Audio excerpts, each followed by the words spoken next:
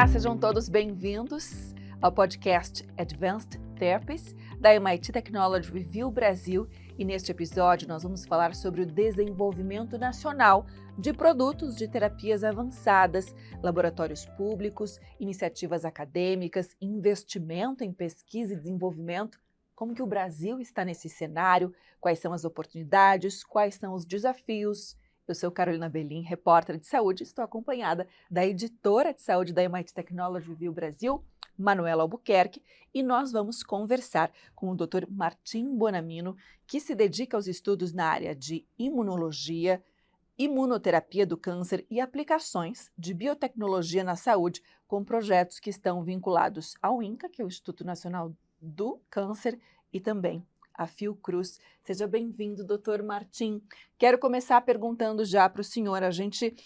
O senhor, inclusive, está vinculado a um deles. O Brasil tem laboratórios de excelência, laboratórios públicos, como é o caso da Fiocruz, como é o caso do Instituto Butantan aqui em São Paulo.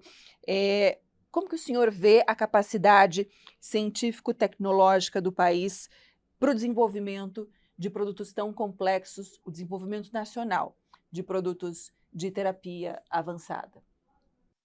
Não é um acaso, né? Essas coisas não brotaram ali do nada. Isso foi uma decisão estratégica e é um investimento de longo prazo. Então, isso é importante que seja dito, porque depois a gente assume que essas coisas sempre existiram, sempre estiveram lá.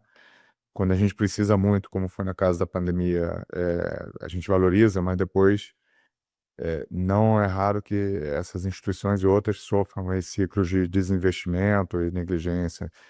Então é bem importante que a gente perceba que essas instituições foram montadas desse jeito.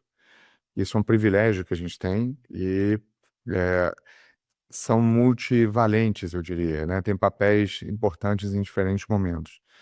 Então a gente tem hoje, você deu 2 exemplos, existem talvez outros também, em outros focos, né, de produção, talvez não de insumos, muitas vezes produção de kits diagnósticos, como é o caso do IDMP no Paraná. Então, assim, é importante que a gente tenha a consciência de que a gente tem uma capacidade instalada grande e que ela é maleável. Então, por que eu queria dizer que ela é maleável? Porque a gente teve o exemplo da capacitação, por exemplo, da Fiocruz por uma planta de produção de vacinas virais durante a pandemia, e essa mesma estrutura está sendo ressignificada agora para a produção de insumos de terapia avançada, né? Então, estou dando aqui um exemplo, mas existem tantos outros. É só para a gente entender que custa muito menos do ponto de vista não só de custo financeiro, mas de custo estratégico, custo de oportunidade. A gente tem uma capacidade instalada e ir adaptando para os desafios que a gente não sabe quais são e que vão aparecer eventualmente, né, como foi o caso da pandemia, do que ter que iniciar coisas depois de uma demanda aguda acontecer. Então, as terapias avançadas são uma demanda aguda, eu diria, são uma epidemia, se a gente quiser chamar assim, porque tem um sem número agora de produtos de terapia avançadas, todos eles carésimos, né, com a toxicidade financeira potencial muito grande, mas, de novo, são estruturas preparadas para apoiar essa nova solução em saúde. A solução em saúde pode ser um kit diagnóstico, a gente viu na pandemia, pode ser a vacina, a gente viu na pandemia, e agora insumos para terapias avançadas, tá? Então, respondendo à tua pergunta, eu acho que tem um arcabouço ali montado para ser adequado, adaptado para preencher os requisitos de produzir as terapias avançadas ou os insumos para gerar terapias avançadas. A gente pode discutir isso com um pouquinho mais de detalhes, porque não é necessariamente a mesma coisa sempre, mas a gente tem 2 problemas aqui. Um é de produzir a terapia e o outro é de ter os insumos para produzir a terapia. Eu acho que essas estruturas podem ter um papel fundamental em ambas as situações aqui. Doutor, o senhor poderia especificar um pouco mais? Porque, certamente, né, um caminho e uma jornada longa é você fechar todo o ciclo da inovação, pensando numa terapia inteira, e outra, o desenvolvimento de insumos para as terapias avançadas. Nesse nicho específico, a gente teria mais possibilidade de se desenvolver, é isso? Sem dúvida, a gente tem aí, então vamos botar por partes aqui. A gente começar a falar de terapias avançadas, a gente tem terapias celulares, que são feitas com células de pacientes, que são cultivadas, e aí tem um know-how de cultivo, né? Então, uma série de insumos que são importantes, todos eles são importados hoje em dia, tá? e caros, né? E depois você tem a categoria de células que vão ser geneticamente modificadas, e aí para a modificação genética dessas células a gente também precisa alguns insumos muito complexos de fazer, às vezes são vetores virais, que a gente chama, e esses também não estão sendo produzidos no Brasil ainda, né? Pra vocês terem ideia, um lote de um desses insumos de vetor viral pode chegar a custar 1,2 milhões de dólares e demora em torno de 2 anos para ser entregue. Então, assim, a gente fica numa dependência muito grande. Então, aqui, de novo, uma questão de insumos que possam ser fornecidos. Depois tem o know-how de fazer a terapia avançada, o know-how de, se a gente está falando dessas células modificadas geneticamente ou não, o cultivo, os controles de qualidade, né, todo o manejo da questão. Isso é um conhecimento bastante importante que agora vários grupos aqui no Brasil têm. De novo, inclusive alguns grupos que não são só esses grandes centros produtores, né, como você mencionou aqui, o Butantan, Biomanguinhos, mas estão iniciativas que a gente chama de point of care, que estão nos centros onde o paciente está sendo cuidado, né, em geral hospitais, etc. Esse know-how existe bastante no Brasil, mas também esse know-how depende dos insumos, tá? E tem uma última categoria aí, talvez, de terapias avançadas, que são as terapias avançadas feitas com vetores virais em vivo, dentro do paciente. Então, aí tem um treinamento importante nas equipes, pode ser uma terapia para questão de visão, que vai ser feita dentro do olho, pode ser uma terapia para doenças metabólicas, que vai ser feita de forma sistêmica no corpo inteiro, mas o insumo é um vírus que você vai injetar no paciente, esse vírus, ele é a terapia em si, então, para além do treinamento da equipe, tem o insumo em si. E esse insumo pode chegar a custar aí em torno de 15, 20 milhões de reais por paciente, tá? Esse insumo também está sendo agora transferido a tecnologia para a produção local. Então, reparem que a gente está fatiando aqui. Tem a questão de know-how, tem a questão de insumos e tem a questão de preparo da terapia, né?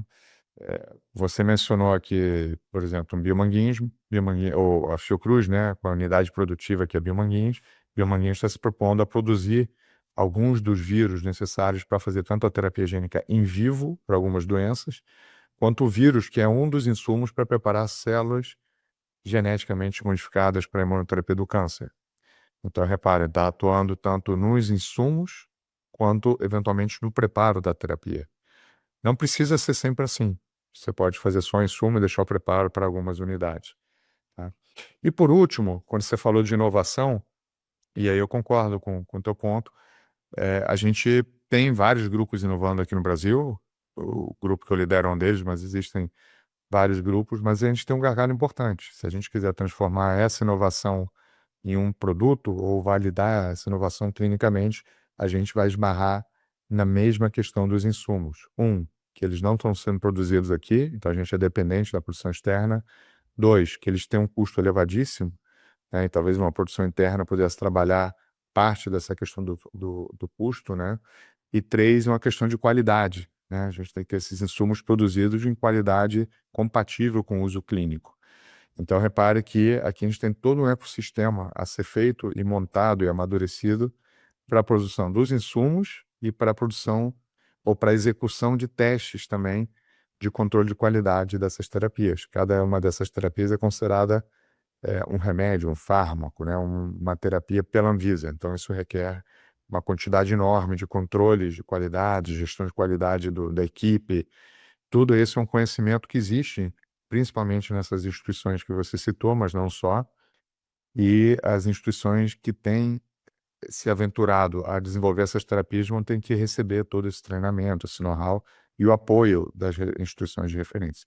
Então, isso são coisas que estão acontecendo no Brasil hoje, todas essas que eu mencionei estão acontecendo em paralelo, então é um momento bastante efervescente, eu diria, mas que tem uma série de desafios, que é a produção do vetor viral para produzir essas células modificadas geneticamente, são as células CAR-T, mas existe outra iniciativa de Biomanguinhos que não é com a Karen Cross, que é uma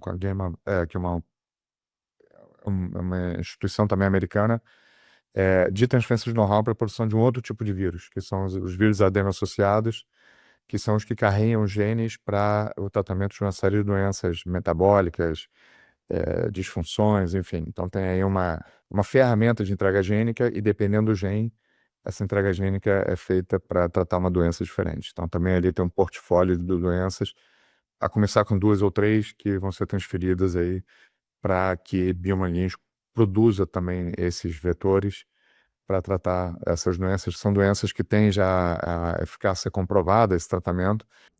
Doutor, agora, puxando um pouquinho, né, o gancho que o senhor disse lá no início, né, que não é coincidência que o Brasil tenha laboratórios de excelência como a Fiocruz, como o Instituto Butantan, que isso foi uma estratégia, né, uma construção de estratégia de país. A gente tem em curso hoje uma iniciativa do governo para o desenvolvimento do complexo econômico-industrial da saúde. Como que o senhor avalia essas ações até o momento?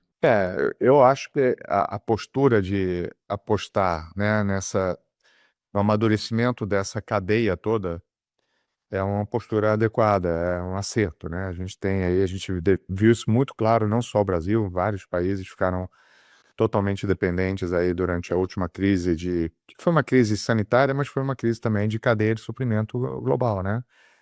E a gente ficou completamente vendido em vários momentos, apesar de ter conseguido mobilizar muitas competências internas de engenharia biomédica, de materiais, de conhecimento diagnóstico, de conhecimento terapêutico, tá?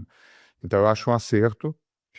Agora, eu queria ampliar um pouquinho esse escopo. Não são só essas grandes instituições federais ou estaduais, enfim, públicas, que têm um papel certamente central, mas a cadeia passa por outras instituições públicas que são fundamentais, produtoras de hemoderivados, de insumos, mas a cadeia também é privada, né?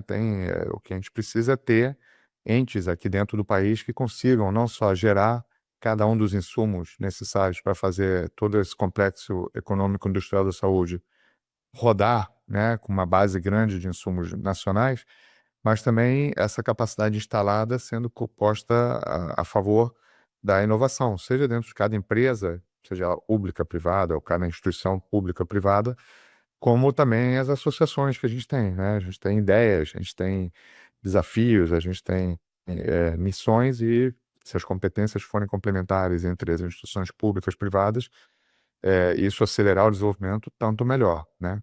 Então eu acho que é um acerto, mas eu queria só levar essa visão um pouco mais ampliada. Não são só as grandes instituições públicas, apesar de que elas estão umbilicalmente aí, né, ligadas ao Ministério da Saúde, são grandes fornecedoras para compras de insumos e de produtos do Ministério da Saúde, mas a gente tem uma cadeia muito grande e se você olhar com calma, em cada uma das etapas tem muito espaço para crescer ainda. A gente precisa realmente internalizar a produção, internalizar o conhecimento para produzir, né? Então, acho que isso aí está posto. E é um ciclo que não é um ciclo que se resolve em 2, em 5 anos. É um ciclo grande, é um ciclo de 10, 15 anos até amadurecerem, né? E poderem atender às demandas. Doutor Martim, primeiro eu queria agradecer a sua participação, muito obrigada. O senhor já participou com a gente da nossa pesquisa sobre terapias avançadas. O seu foco é em pesquisa com células CAR-T, mas como você mesmo disse no início do podcast, existem outros tipos, né, de classificações com base na regulação da Anvisa. Então a gente tem terapia gênica in vivo, tem terapia celular avançada, engenharia tecidual. Existe algum fator que torna a pesquisa com CAR-T mais factível aqui no Brasil? Tem fatores que favorecem pesquisas com determinado tipo de tecnologia em detrimento de outras? Como que tem funcionado aqui no país? Então, a gente tem que CAR-T virou um sucesso, assim, porque tem muito a ver com onde foi aplicada, né? A gente é um tratamento que foi aprovado e aplicado em oncomatologia, que é uma base de número de pacientes bem razoável. Hoje tem em torno de 30 mil pacientes já tratados no mundo com CAR-T, seja produtos comerciais ou até ensaios clínicos.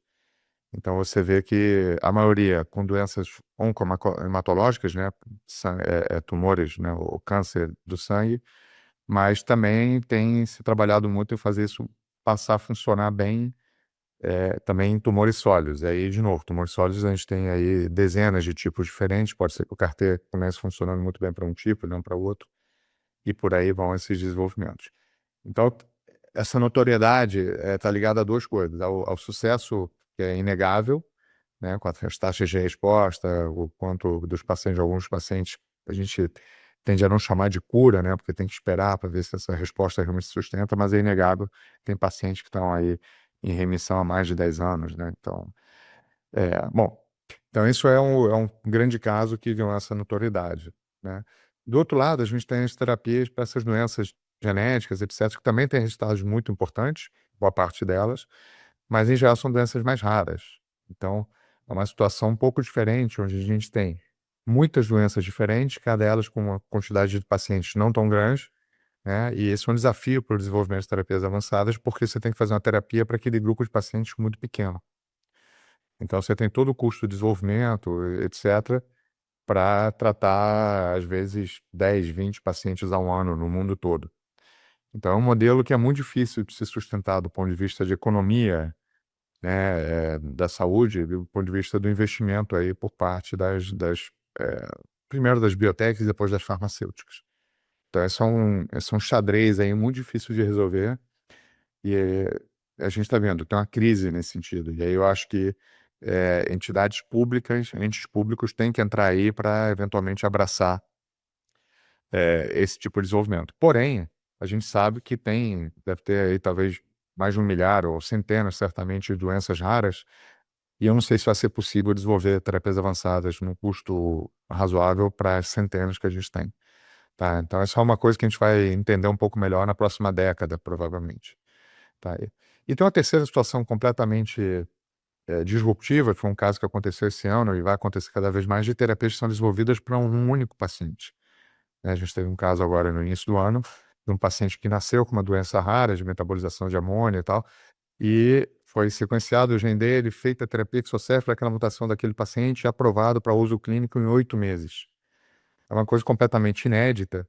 A gente não sabe nem qual seria o custo desse desenvolvimento, foi um esforço de várias empresas e várias instituições lá nos Estados Unidos, mas foi um esforço importante para provar, como prova de princípio, que isso pode ser feito. Isso abriu uma nova era, que é a terapia para um paciente só, que tem uma série de desafios, inclusive regulatórios, modelos de reembolso, como é que você cobra isso, como é que, né? Então você vê que a gente tem uma quantidade de desafios enormes agora, mas é inegável que a ciência chegou e está revolucionando, os pacientes estão se beneficiando, e a gente tem que achar agora como é que a gente faz essas terapias num custo, né, de produção que seja compatível com depois a gente sustentar essa cadeia toda, tá? Então esse é um pouco o cenário que eu queria trazer para você. Do ponto de vista dos desenvolvimentos da gente, isso foi anunciado na plenária do Congresso da Sociedade Americana de Terapia Gênica, em Nova Orleans, agora em maio, se eu não me engano, e inaugurou, assim, provavelmente uma era nova de desenvolvimentos, assim, personalizados mesmo, ND1, tanto que o nome da terapia leva o nome do paciente, assim, é um jogo com o nome do paciente. Então, é uma história muito disruptiva, assim, inspiradora, sem dúvida, também. E na esteira disso, isso que eu queria trazer aqui para essa discussão, existe a possibilidade de que as bases científicas para a terapia já estão postas, e o que tem que ser feito, na verdade, é apenas mudar o detalhe da terapia, que é o detalhe para aquela mutação específica. Então, isso pode ajudar muito a gente em termos de custos e em termos de regulatórios, né? Vou dar um exemplo aqui.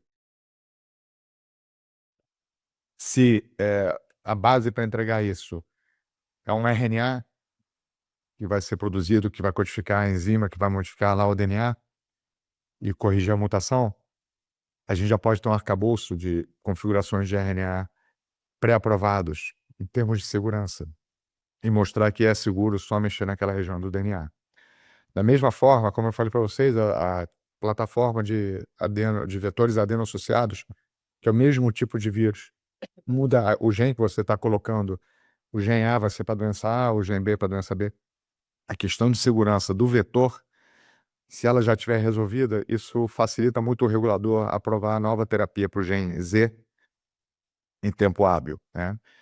Então, se a gente começar a falar em plataformas que estão dominadas e podem ser só aplicadas a diferentes doenças, todo o desenvolvimento e o custo pode ser otimizado. E a questão regulatória também. tá? Por isso que é importante essa internalização de conhecimento que está sendo feita por Biomanguinhos, por exemplo, só para dar um exemplo, de trazer a plataforma de produção de vetor adeno associado ou trazer a plataforma de produção de vetor lente viral, né, que é o que é usado para fazer as células CAR-T. E aí, nessa plataforma, você pode passar a inovar. Então, é isso que a gente tá vendo, o movimento de tentar acelerar o desenvolvimento, tá? Doutor Martim, e que benefícios o senhor enxerga dessa produção nacional, de iniciativas acadêmicas, de laboratórios públicos, enfim, da inovação inteira, né, da terapia ou de parte para o desenvolvimento desses produtos de terapias avançadas?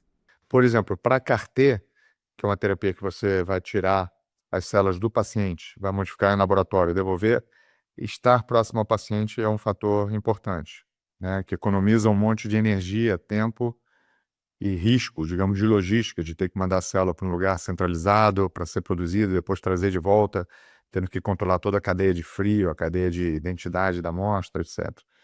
E tem outro aspecto que você pode fazer essa manufatura dessa célula num período menor. Por exemplo, os produtos comerciais que estão aqui no Brasil hoje de CAR-T podem chegar a um mês, 40 dias, o tempo desde a coleta da célula até receber a célula para infusão. Alguns pacientes não aguentam esse tempo. Então, se você pode fazer uma manufatura que essa célula pode ser entregue ao paciente em 10, 15 dias, certamente isso é um ganho. E tem a questão do custo, né? As iniciativas acadêmicas, em geral, vão ter um custo de produção menor do que essas iniciativas comerciais.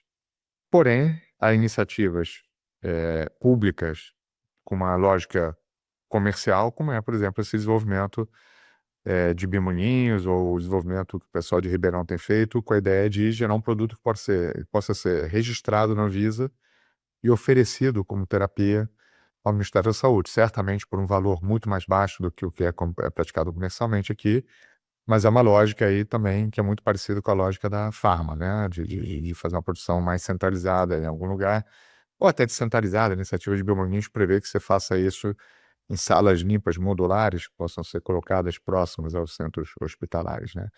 Então, esse é um aspecto. O outro aspecto que eu acho importante das iniciativas acadêmicas é o espaço que eu considero que é um grande sandbox, né? Um grande espaço ali de testar novas soluções, inovações, e até por isso essa cadeia toda de suprimentos tem que estar disponível, porque não adianta ter uma boa inovação e não poder validá-la clinicamente.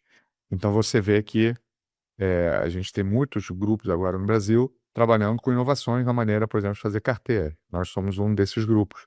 A gente trabalha com a ideia de fazer uma célula carteira que possa prescindir de um desses insumos críticos, que é esse que eu já mencionei aqui, que é o vetor viral, que é usado aí, que custa muito dinheiro para fazer. Você paga aqui de 1 milhão, 200 mil dólares, que eu falei, e ganha um lote, né? Um lote suficiente para preparar 80 produtos de carteira, talvez. Mas você paga pelo lote inteiro, você não pode pagar para fazer um produto quando você. E aí você tem que fazer um upfront no teu desenvolvimento, que é gastar um dinheirão antecipado para testar uma ideia que talvez funcione, talvez não funcione. Essa é uma lógica que para a gente aqui, como desenvolvedor, não faz muito sentido. Então a gente tem proposto fazer essa mesma manufatura sem usar esse insumo, usando um insumo que é muito mais fácil e barato de obter, que é um fragmento de DNA que a gente possa colocar na célula.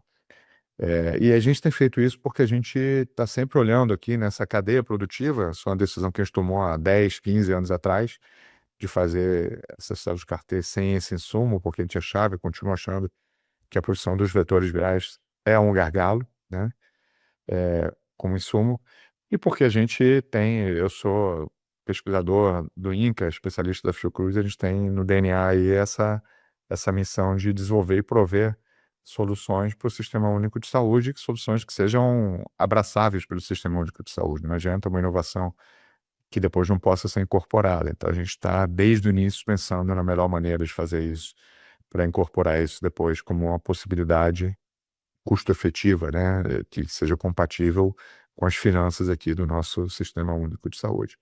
Então, a gente tem trabalhado com várias inovações no desenvolvimento. A manufatura não viral é uma delas.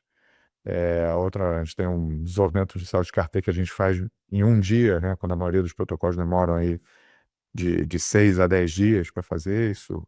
tem uma série de vantagens, a gente está amadurecendo também esse produto, então a gente tem trabalhado com bastante coisa. Agora, por outro lado, a gente também tenta acelerar a maneira de prover um produto que já está maduro, que já foi validado.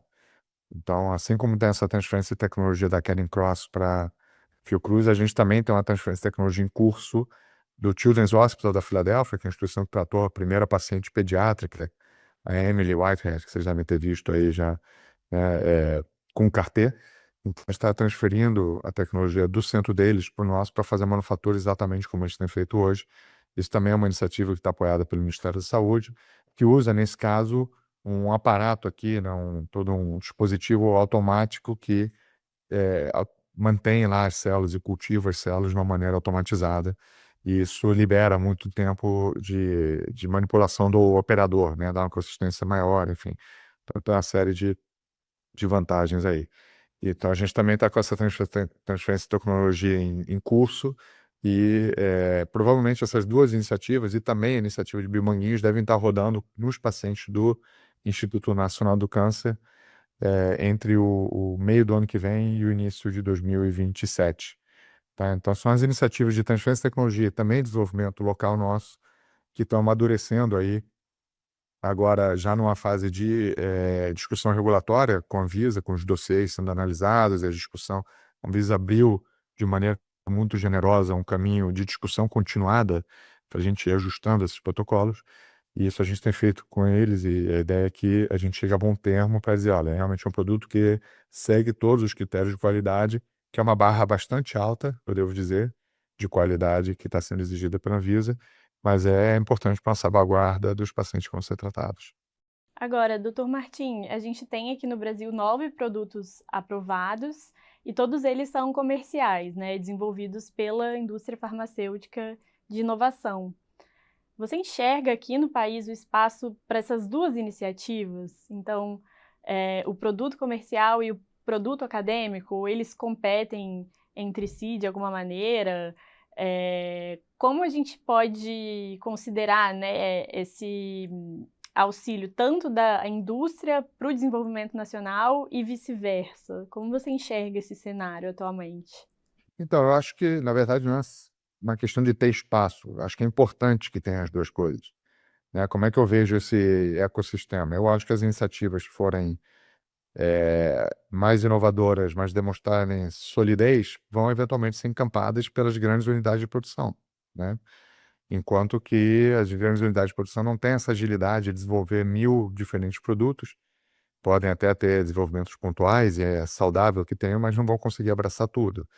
Mas vão conseguir dar vazão aos desenvolvimentos que tenham sido feitos, que tenham consistência, solidez e que possam ser eventualmente escalonados, né? Respeitando aí, inclusive, a questão, né, de se a produção tem que ser local, próximo ao centro, ou tem que ser centralizada numa planta industrial, né, de mais larga escala. A gente tem um exemplo aqui, a iniciativa em Ribeirão Preto é uma iniciativa centralizada, tem, acho que são 17 salas de manufatura, um negócio bastante sólido ali, mas não está do lado dos pacientes, está do lado dos pacientes de Ribeirão Preto, né? Mas o paciente do Amapá, por exemplo, vai ter muita dificuldade de se beneficiar. Então, a gente vai ter que encontrar modelos que atendam tanto a dispersão dos pacientes no país para algumas doenças que são muito prevalentes, ou um modelo onde doenças pouco prevalentes, pacientes todos sejam referenciados para poucos centros, que é como se faz em geral, mas a produção das terapias avançadas também vai ter que seguir um pouco o que são as demandas, né?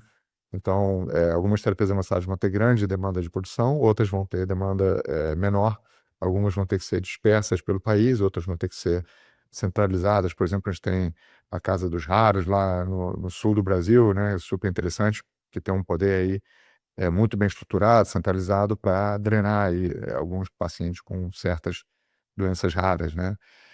Então, você vê que é um ecossistema bastante complexo, mas eu acho que as iniciativas acadêmicas têm esse papel e essa flexibilidade para inovar, e eventualmente algumas vão ter o apoio institucional para ir até o paciente, e outras vão ter que se associar aos centros que têm essa capacidade para ir até os pacientes.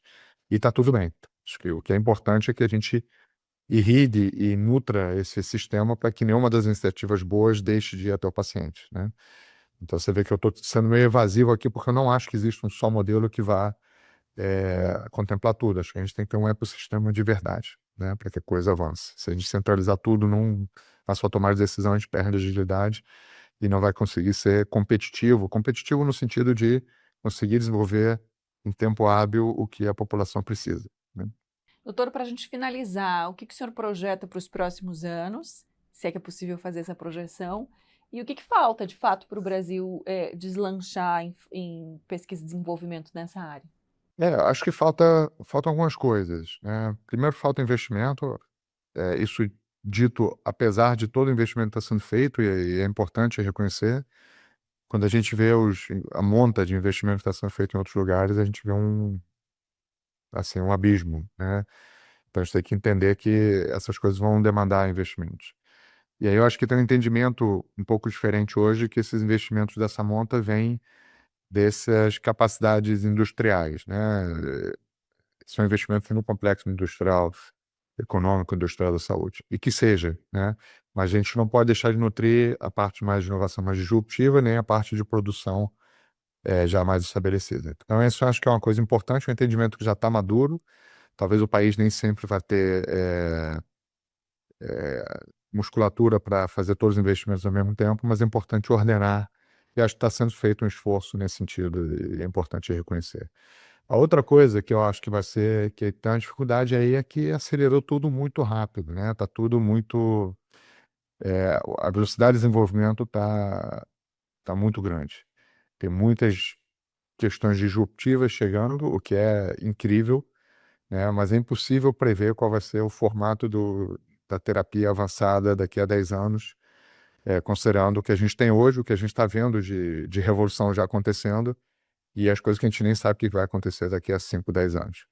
Tá? Então, é um desafio que tem a ver com as novas ferramentas que foram edição genética, e agora com a inteligência artificial potencializando esses desenvolvimentos, a maneira que a gente está ganhando capacidade de prever os desfechos, né? Então, essa é uma coisa que é um desafio de todo mundo, mas para quem tem menos agilidade, o desafio maior. Você tem que abraçar uma solução, chegar até o final e correr o risco real de nascer com uma coisa velha, tá? Então eu brinco aí que tem um risco real da gente ter o Benjamin Button das terapias avançadas. Você nasce, tem uma coisa, você vai fazer esse parto, vai demorar a amadurecer 3, 5 anos de desenvolvimento, e quando chega lá, ela já está suplantada por outra. Então o investimento na base tecnológica, nas plataformas, para a gente ter agilidade de desenvolvimento, ele vai ser fundamental para a gente não nascer com soluções já datadas, tá? Isso é o que deixa todo mundo angustiado que está fazendo esses desenvolvimentos, né? Mas, por outro lado, é importante reconhecer que os grupos brasileiros estão bastante ágeis, né? Apesar do montante de recursos ser bem menor, apesar da gente não ter a capacidade instalada. Por exemplo, você está nos Estados Unidos, você manda um e-mail, no dia seguinte você recebe o reagente, você contacta o cara que está fazendo a coisa mais disruptiva. Aqui as coisas têm seu tempo, né? Às vezes, para importar um reagente, demora 3, 4 meses. E esse é um gargalo que não é mais admissível no pleno 2025. A gente deveria trabalhar firmemente para que essas coisas cheguem aqui em tempo hábil, ou, como a gente estava discutindo aqui, ter um ecossistema local que seja capaz de produzir isso e entregar em 1 ou 2 semanas, que seria bastante razoável. Não tem ainda, mas tá acontecendo. A gente vê grupos, claro, que vão montando as coisas das atividades de menor complexidade para as de maior complexidade, e é normal que seja assim. Mas eu antevejo aí que daqui a 5 anos, 10 anos, a gente vai ter um sistema muito mais maduro, que permita a qualquer pessoa que teve uma boa ideia fazer essa translação para testar isso nos pacientes numa fração do tempo do tempo que a gente tem gasto hoje, que é muito alongado, porque a gente tem que vencer várias barreiras, montar competências que não estão instaladas ainda. Então a gente está vendo como os vários grupos têm desenvolvido, essa massa crítica tem aumentado, a massa que demanda os serviços e os insumos tem aumentado, e a formação de mão de obra tem aumentado também. Então acho que é um momento bastante, eu diria, encorajador, bastante entusiasmante, mas não vai servir nada se daqui a 2, 3 anos esse ciclo se quebrar por falta de investimento, por uma política que mude, né? Então vai ser importante, independente do governo de turno, que isso seja uma atividade de Estado e esteja aí no planejamento estratégico do país, porque senão a gente fica andando de lado. Dr. Martim, muito obrigada pela sua participação. Obrigado, Carl. Bom, estou à disposição, se vocês precisarem, vai ser um prazer. Manuela também. Agradeço a você que nos acompanhou até aqui. O projeto Advanced Therapies tem o patrocínio de 6 farmacêuticas desenvolvedoras, mas lembra você que esse podcast é um conteúdo editorial e não está sujeito à edição ou aprovação dos nossos patrocinadores. Convido também a acessar mais os nossos conteúdos na tag Advanced Therapies, também os podcasts nos principais agregadores de podcast ou então na página do MIT Technology Review Brasil. A gente se vê!